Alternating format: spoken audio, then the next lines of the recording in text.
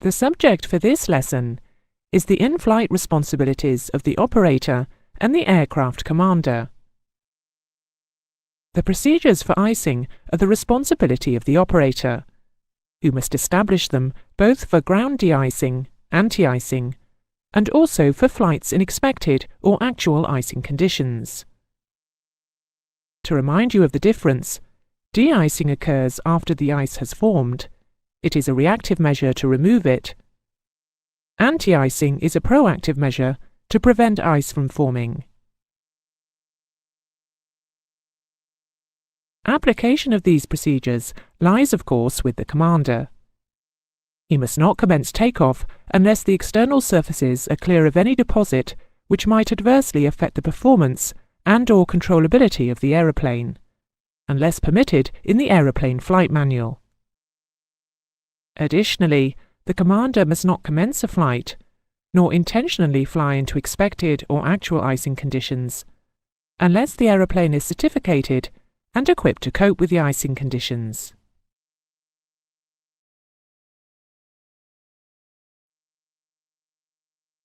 In this section, we will examine fuel requirements and their management. As we have already discovered, it is vital for the flight to be planned such that an expected fuel burn figure is obtained. We must then add in reserves, so that all reasonable contingencies are covered. However, we do not want to carry too much fuel, or we will waste fuel just carrying that additional weight. It is therefore the commander's responsibility to ensure before flight and after any in-flight replanning that the amount of usable fuel and oil available for use will allow the flight to be completed safely under the expected operating conditions.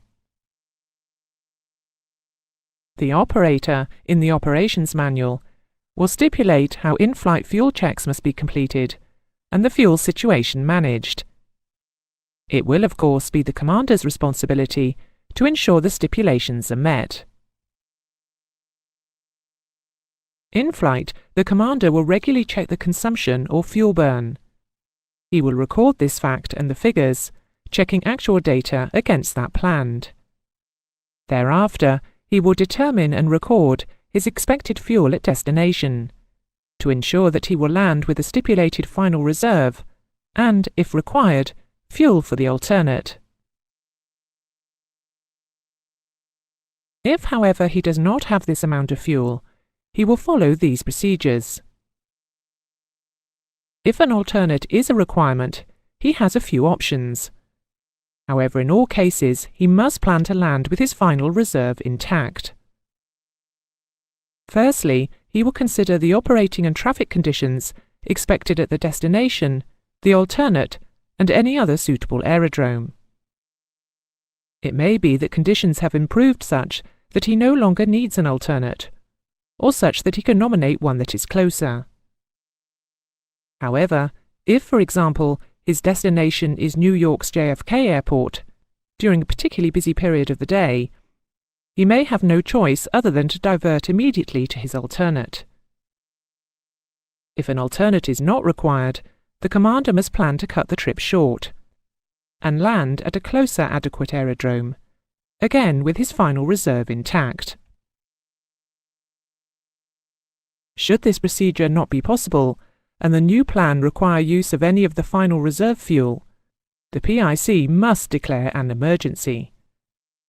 In this instance, all other traffic bound for the destination airport will be held off until the emergency aeroplane has landed.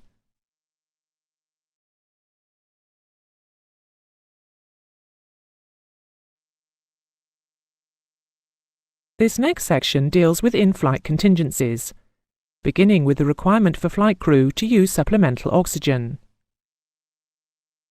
In other areas of your studies, you should have encountered the phenomenon of hypoxia.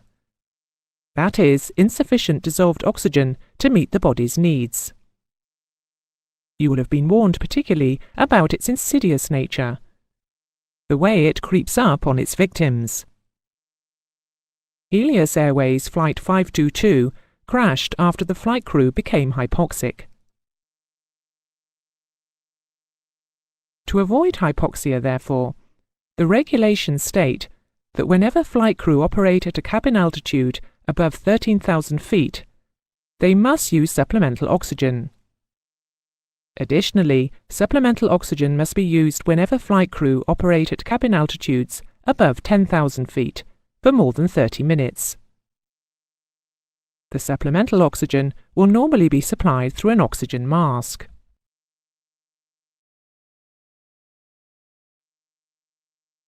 We will now turn our attention to alerts from two warning systems. First, the GPWS, Ground Proximity Warning System, Terrain, pull up. And second, EASA, the Airborne Collision Avoidance System. This system is more commonly referred to as TCAS, the Traffic Alert and Collision Avoidance System. Climb. The ground proximity regulation is self-evident. If the aeroplane is too close to the ground, the handling pilot must take action to restore safe flight conditions. Detection may be either by a member of the flight crew or by the GPWS. There are two types of alert issued by TCAS. The Traffic Advisory, TA, warns the flight crew that although the system does not believe the proximity of another aircraft constitutes a collision hazard, the aircraft is sufficiently close that the flight crew should be made aware of it. The RA, the Resolution Advisory, however, alerts the flight crew to the hazard of collision. The handling pilot, therefore, must respond immediately, and, unless it would jeopardize the aeroplane, follow the avoidance information. He must continue to follow the advisory until the situation is resolved and the aeroplane can return safely to its assigned flight level. He must also advise ATC of his actions. Failure to respond to the RA, even if it seems contrary to ATC instructions, may have fatal consequences. If you want more information, research the mid-air collision between DHL Flight 611 and Baskirian Airlines Flight 2937. Here are the EASA rules in full.